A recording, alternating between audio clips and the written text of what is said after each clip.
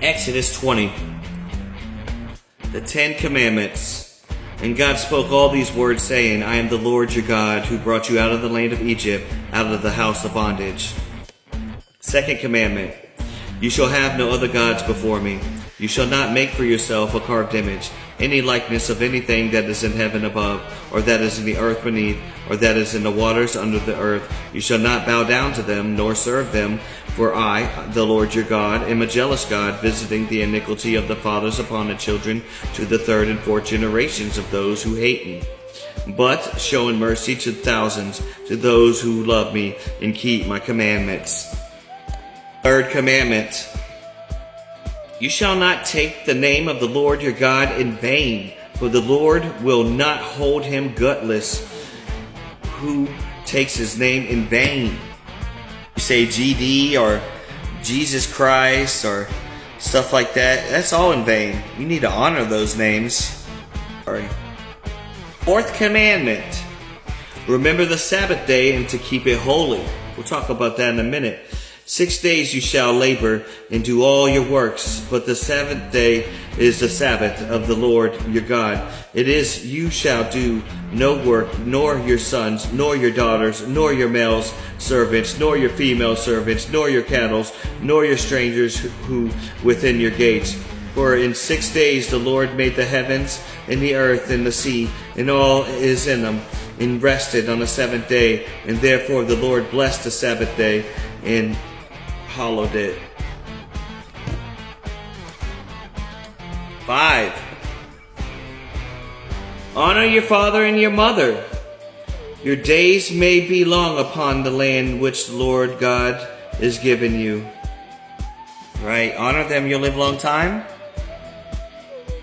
6th commandment. You shall not murder. That's pretty self-explanatory. Which murder is going around, killing people for no reason. I think it's a little different from killing. If you have to defend yourself, that's different. But murder is being a murderer. Commandment, do not commit adultery. If you're married, don't be with somebody else. And if you're not married, don't be with somebody that's married. You got a problem, you need to try to work it out. The only way there should be really a divorce is if it's abuse and, of course, adultery. Those are the only grounds I would feel there's, should be a divorce. Otherwise, y'all should, you made a promise to God, stay together forever. But if you're with somebody and he's abusing you all the time and beating you, ain't no sense, putting up with that.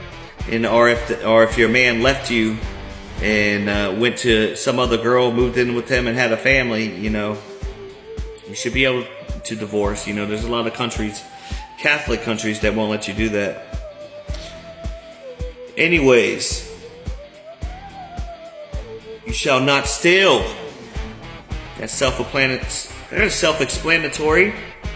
I did think covet was steal. It says do not covet your neighbor's house, their donkey or their maidservants.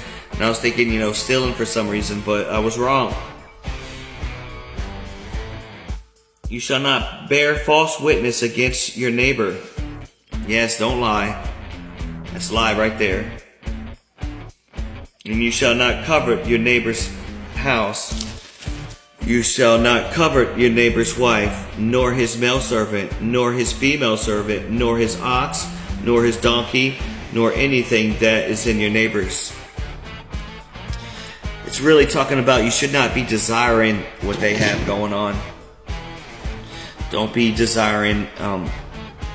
Juliet Ramirez was right about that.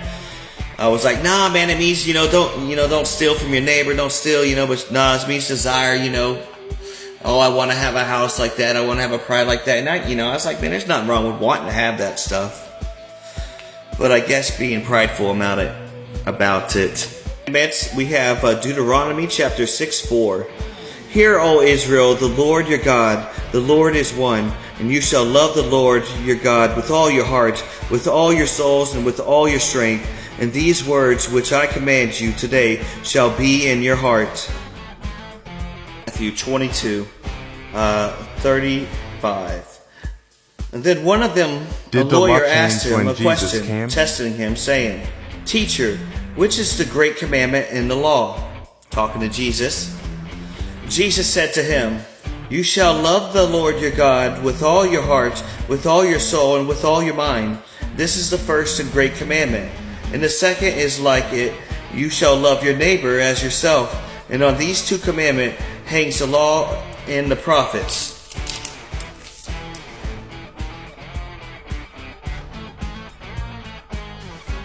The Gospel of John, chapter 15, 12, and 13.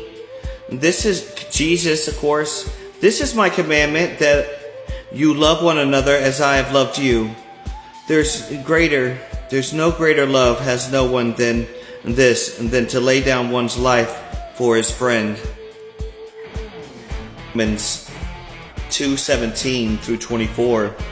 "Indeed, you are called a Jew and rest on the law, and you make boast in God and know his will and approve the things that are excellent, and being instructed out of the law in the confidence that yourself are the guide, and to the blind a light and self, and to those who are in the darkness, and an instructor of the foolish, and a teacher of the babes, having the forms of knowledge and truth, and to the law. You, therefore, who teach another, and do not teach yourself. You who preach that a man should not steal, do you steal? You who say, do not commit adultery, do you commit adultery? You who abhor idols, do you rob temples? You who make your boasts in the law, do you dishonor God through breaking the law? For the name of God is blasphemy among the Gentiles because of you, as it is written." But did Jesus leave out? It seems like Jesus admitted or bracketed, "Thou shalt have no other gods before me. Not to make up these a given image. Shall not take the name of Jehovah thy God in vain." So Jesus did not mention that. But the Sabbath day, I always assumed we went to church on Sunday because that's when Jesus was resurrected, on a Sunday, and Good Friday was when he was crucified. The Sabbath day is Saturday. Clearly, it's the last day of the week. You know, just look at your calendar, you'll know that. Unless you have a Jewish calendar that may be different. But the real information I got was on March 7th, 321 AD. However, the Roman Emperor Constantine I issued a civil decree making Sunday a day of rest from labor, stating all judges and city people and the craftsmen shall rest upon the vulnerable day of Sunday.